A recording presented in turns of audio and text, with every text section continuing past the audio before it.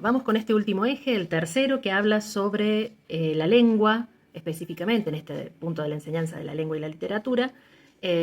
Nuestro objeto lengua-lenguaje da cuenta del nuevo enfoque, el sociocultural, que se incorporó en la Ley Nacional de Educación y que en el caso del Ministerio de Córdoba se hace mucho hincapié que somos seres de y por el lenguaje, ¿no es cierto? Básicamente cuando pensamos en la enseñanza de la lengua, históricamente nos quedábamos con la gramática, con esta gramática de la lengua estándar, la gramática que está establecida por la RAE como la prestigiosa, la correcta.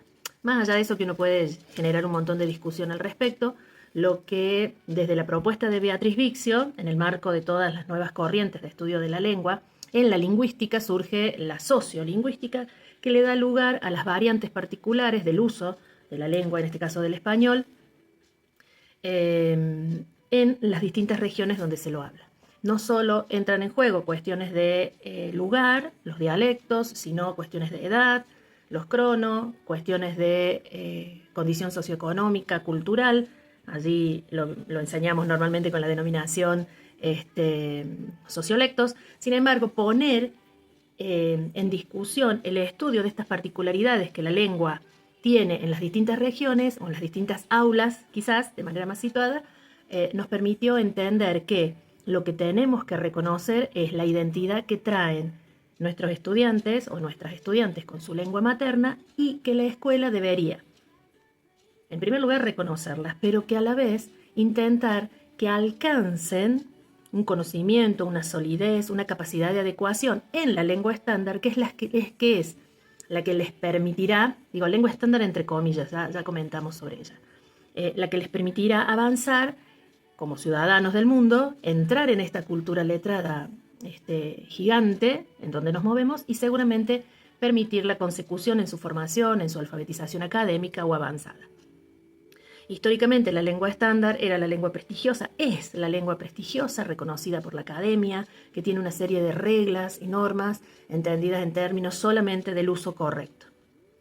Estaban mal vistas las malas palabras, estaban mal vistas las expresiones regionales o extraescolares. Decir un patadón estaba mal, pero porque la palabra correcta era un puntapié, digo. Con el tiempo, ya durante este siglo XXI, el reconocer la importancia de los estudios sociolingüísticos, de la sociolingüística como disciplina, bueno, abrió el camino a pensar el aula de otra manera. Nosotros cuando vamos a un aula nos encontramos con un montón de situaciones. Situaciones que quizás ahí en el aula virtual están más o menos mal atestiguadas o someramente comentadas, que tiene que ver con esta diversidad en términos generacionales con nuestros estudiantes, su jerga adolescente, sus usos tan particulares, expresiones que a veces no encontramos un significado claro, es decir, que algo es random, por ejemplo, ahora ya es muy común, pero seguramente hay otras expresiones que van día a día incorporándolas en su lenguaje, en su uso particular, y a nosotros nos cuesta comprender qué significa.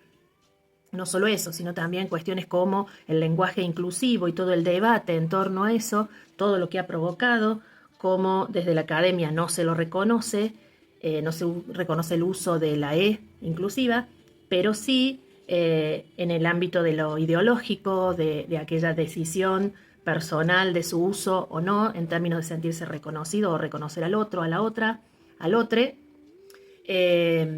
Ahí tienen también un artículo muy interesante, se llama La lengua degenerada, un artículo que es muy potente porque hace todo un recorrido histórico con base lingüística, con un fundamento muy, muy teórico.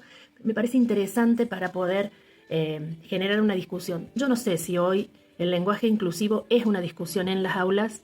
Me parece que ha pasado. Un colega de Historia de la Lengua comentó en su momento que en un conversatorio nos decía, era muy potente hace unos 5 o 7 años atrás, pero hoy o está naturalizado o no es un problema para la discusión cotidiana. Hay que saber cuáles son las categorías gramaticales que tienen ese cambio de la E, si la usamos, qué hacer, si duplicar, si triplicar, en caso de que sea necesario. Eso es algo bien gramatical que uno puede discutir, pero más allá de eso, lo ideológico es con lo que no podemos generar una discusión profunda a través de un video. Otra cosa que a mí me llama mucho la atención y que me parece interesante para visualizar es la pluralidad, la variedad que tenemos, la diversidad de estudiantes que llegan a las aulas de la secundaria, de los SEDMAS o de los PIT también, ¿por qué no? Y pensar también otra secundaria que no es tan nombrada ni tan traída a cuento o está presente porque muchas veces desconocemos, que son los jóvenes en contexto de encierro.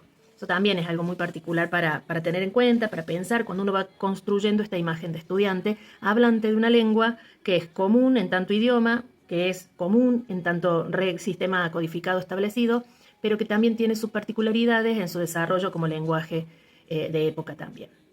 Después me animé a subir un acceso para pensar cuestiones más culturales como el rap, como el cuarteto en las aulas. Digo, son todas estas cositas que en el cotidiano nos van nutriendo. Y subí otra que a mí siempre me ha parecido maravillosa y que nosotros en Córdoba quizás no la podemos vivenciar con tanta profundidad,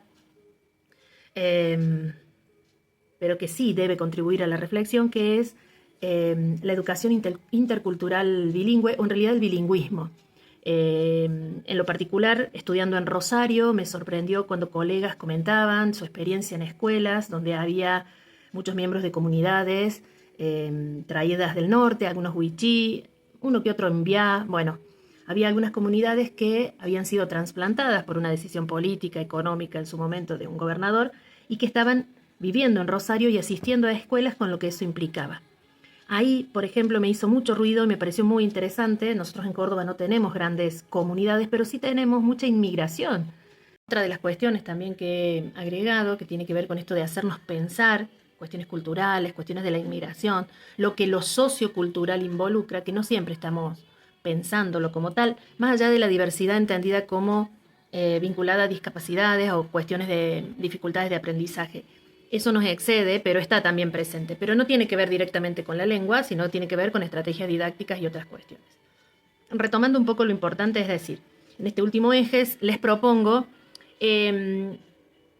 la lectura del texto de Vixio, que fue el fundante, fue allá quien en 2001 planteó esta necesidad de que esos estudios en el campo de la lingüística, la disciplina sociolingüística, fuera incluida en nuestras aulas, en el pensar el aula como tal y apuntar básicamente a darles entidad, identidad a esas diferencias, a esas diversidades que aparecían. Y, por ejemplo, algo que siempre ha llamado la atención y que en su momento Fontana Rosa en el Congreso de la Lengua de Rosario planteó, ¿qué hacemos con las llamadas malas palabras? ¿Existen, no existen? ¿Qué hacemos con eso? Una discusión que se repite más de una vez y sobre todo entre primer año y la primaria. Puede aparecer en la secundaria, pero bueno. Sí entender que la enseñanza de la lengua y la literatura también apunta a incorporar a nuestros estudiantes, a nuestras estudiantes, al mundo de la cultura letrada. Y lo que eso significa, no basta con decodificar, con leer y escribir, sino que es ser capaz de insertarse en esa cultura letrada con todo lo que implica, como hablante, como lector, como escritor, escritora, por supuesto, con la suficiente capacidad de adaptación, de adecuación a las situaciones comunicativas diversas en las que se halla. No es negar la presencia, la identidad dada por la lengua materna, sino por el contrario, generar la capacidad de un piso. Yo le llamo la lengua estándar, para mí es ese piso en estos momentos, no tiene que ver con lo prestigioso o lo no prestigioso, sí, más que nada con el piso para darle oportunidades. La escuela debe asegurar que sus estudiantes se formen como buenos hablantes, oyentes, lectores, escritores, capaces de poco a poco insertarse en ese mundo en el que están y participar activamente. No quedarse fuera por desconocimiento o por no tener la capacidad adaptativa de solucionar o resolver situaciones problemáticas en todos los ámbitos, no matemáticos me refiero, ¿no? Entonces, me parece que es muy interesante repensar eso. Ya lo plantea entonces Vixio, por eso les comparto ahí, es un archivito viejo, escaneado, un escaneo muy viejo de Lulu Corquet, una revista especializada en la enseñanza de la lengua y literatura que ahora ha vuelto, parece, al ruedo a través de la editorial El Hacedor y Gustavo Bombini, aquel que leímos, escuchamos en la primera lectura. Además de eso, todos estos videos que nos permiten pensar la presencia del otro, de los otros en el aula, también forman parte de esta manera de entender qué es lo que tenemos que hacer, o qué es lo que podemos hacer, o qué es lo que debemos asegurar en tanto derecho educativo.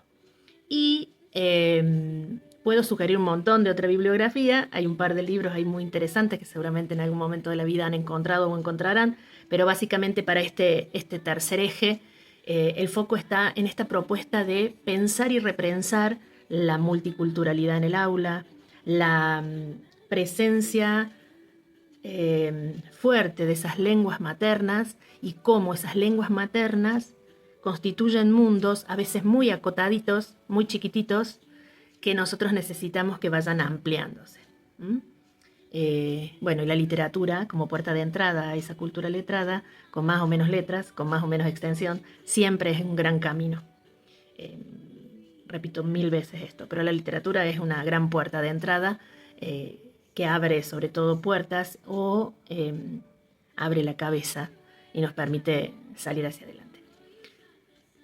Muy breve el recorrido, como digo yo, un picoteo por cuestiones esenciales que seguramente en el año próximo puedan profundizar en las dos didácticas específicas, en la de la lengua y de la literatura, y pensar cómo eso se lleva al aula.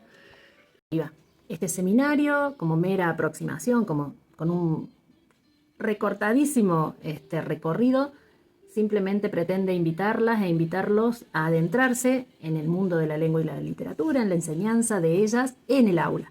Sobre todo pensar siempre estas propuestas situadas y cómo recuperar la realidad con la que vivimos, esa lengua en uso, y ayudar a nuestros estudiantes, a nuestras estudiantes, que se vuelvan ciudadanos de este mundo, ciudadanos de la cultura letrada en la que están inmersos y a la que pueden llegar a incluirse mediante simplemente el manejo autónomo, creativo de esta lengua. Bueno, llegamos al fin del recorrido. Para mí ha sido muy positivo. Les deseo realmente mucho aguante y las invito a continuar esforzándose un añito más, pero bueno, va a valer la pena.